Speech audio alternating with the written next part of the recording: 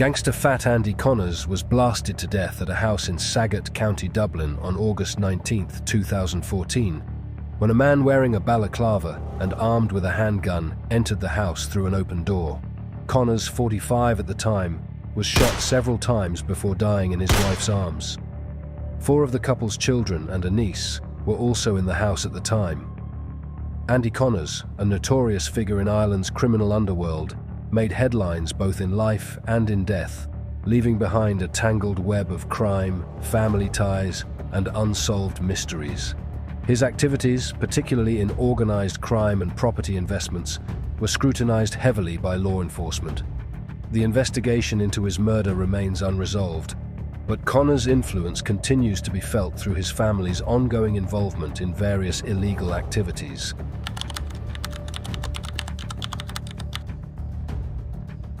The case brought against Connors by the Criminal Assets Bureau marked a significant moment in Irish law enforcement's fight against organized crime.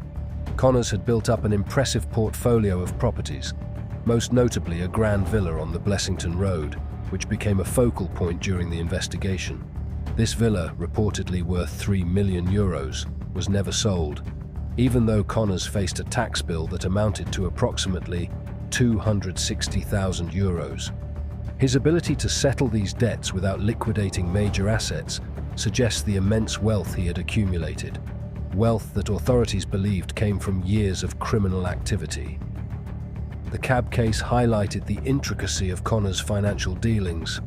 While his legitimate sources of income were minimal, his portfolio suggested significant wealth.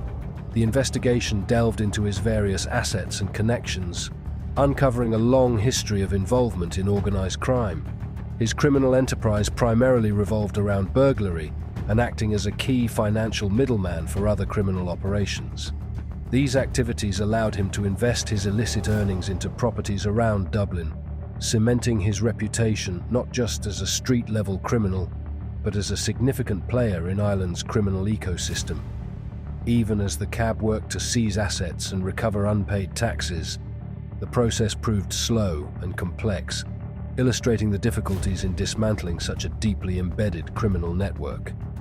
Connors was savvy in how he managed his assets, often putting properties in the names of relatives or friends, complicating efforts to trace his direct financial involvement. Despite the cab's best efforts, many of these properties, including the villa, remain in the possession of his family to this day, even years after Connors' death. The continued ownership of such high-value assets by his family raises questions about the ongoing reach of his criminal legacy.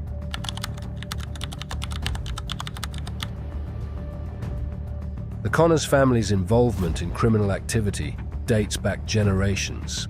Andy's father, Michael Miley Connors, was a notorious figure in his own right, with a long record of housebreaking. Even in his 70s, Michael continued to receive convictions, underscoring how deeply ingrained crime was in the family. Andy followed in his father's footsteps, establishing his own criminal empire with a focus on burglaries, which became almost a family business. For Andy Connors, burglary seemed less like a necessity and more like a passion, a hobby, as some have described it. He and his associates were involved in a variety of criminal schemes, ranging from traditional house burglaries to more sophisticated operations, including creeper burglaries. In these break-ins, thieves would enter homes while the occupants were asleep, stealing valuables and fleeing quickly. Connors' network of burglars, often young and aggressive, would also target vacant homes, smashing through doors and windows to gain entry. They were incredibly prolific, sometimes committing 5 or 6 burglaries in a single night. Their crimes often focused on wealthier homes across Ireland. They used stolen high-powered cars to evade the authorities, speeding from one location to another, and even outpacing law enforcement, which led to demands for the Irish police force to acquire helicopters to counter such crimes. Connors' gang was connected to an estimated €11 million worth of stolen goods over a few years. While these were often viewed as small-scale burglaries, the sheer volume and organization made them extremely lucrative. As Connors amassed wealth from these criminal endeavors, he invested heavily in property, creating a facade of legitimate success.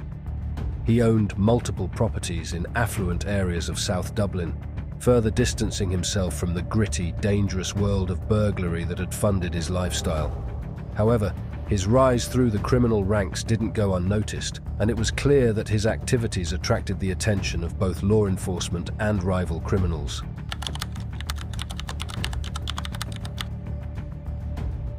Beyond his own criminal operations, Connors developed connections with other major figures in Irish crime. He reportedly had ties to well-known criminals like Jim Mansfield Sr. and Jr., suggesting that Connors had ambitions beyond petty crime, aligning himself with those who could provide protection or further financial opportunities. His ability to get along with people from different backgrounds, ranging from notorious gangsters to wealthy businessmen, made him an influential figure. This affable nature likely helped him extend his criminal network, gaining trust and respect from various quarters. But while Connors may have been well liked in certain circles, his involvement in organized crime also led to inevitable conflicts. His criminal activities were high risk, and the wealth he accumulated drew unwanted attention, both from law enforcement and from other criminals. These dynamics likely played a role in his eventual murder, a brutal and unsolved crime that shook his family and the criminal underworld alike. Following his death, his family, including his wife, vehemently denied Connors' involvement in any serious criminal activity. They claimed that he was a family man, uninvolved in the dangerous world the media portrayed. However, the evidence gathered by law enforcement painted a different picture. Connors had not only been a key player in organized burglary rings, but had also acted as a banker for other criminals, laundering money and facilitating other illegal activities. His murder, therefore, was likely linked to his deep involvement in the criminal world, although the exact motives remain unclear.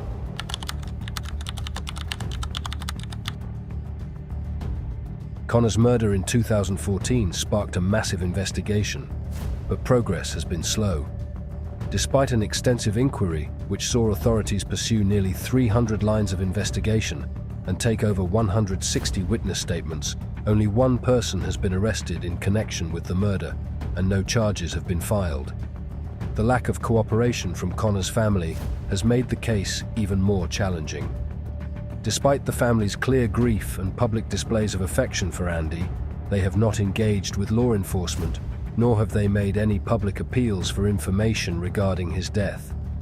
This silence could be interpreted in a few ways. One possibility is that the family knows who is responsible for the murder, but is either too fearful to speak out or has made a calculated decision to avoid further conflict. Another possibility is that they are unsure of who was behind the killing, leaving them uncertain and unwilling to cooperate with the police, given their own legal troubles and criminal reputations.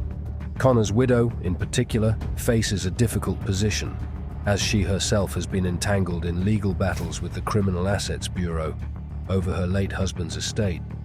The family's unwillingness to cooperate also reflects the broader culture of silence that often surrounds organized crime.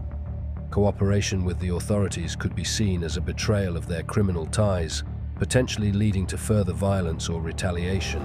Thus, the murder investigation remains stalled, and Connors' death continues to be a dark cloud over his family's legacy.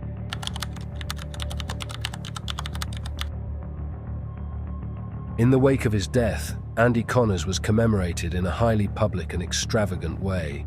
His funeral was a spectacle, featuring a gold-plated coffin and a lavish Rolex watch placed on his body. A year later, the family erected a massive marble statue, rumored to have cost close to €100,000, over his grave. This elaborate display of wealth, even after his death, reflects both the financial success Connors achieved through crime and the family's desire to maintain his image as a powerful figure. The grave has become a kind of memorial site for the family, who continue to visit and honor Connors on important anniversaries, often posting tributes on social media. Despite Connors' death, his family's criminal activities have not ceased. His wife, for instance, expanded their property holdings by developing a mobile home park on land adjacent to their home, reportedly owned by the Mansfield family. This venture reflects the entrepreneurial, albeit illegal, spirit that the Connors family has embodied for years. They continue to find ways to generate income from properties and investments, often skirting the law or finding loopholes to maintain their lifestyle. The family's ties to other criminals also remain strong. For example, some reports suggest that gangsters Troy Jordan and Martin the Viper Foley have acted as intermediaries for the Connors family, negotiating on their behalf in disputes, particularly those involving Jim Mansfield Jr. These connections show that while Andy Connors may be gone, the family continues to wield significant influence in Ireland's criminal underworld.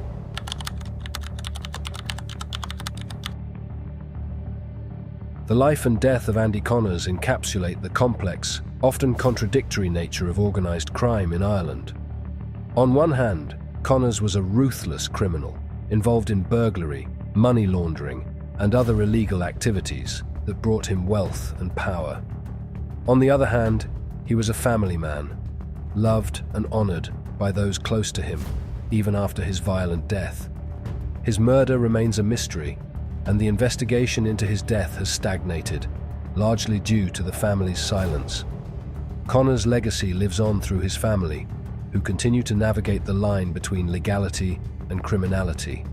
Whether through property investments, criminal ties, or their refusal to cooperate with law enforcement, the Connors family remains deeply entrenched in the world Andy helped build.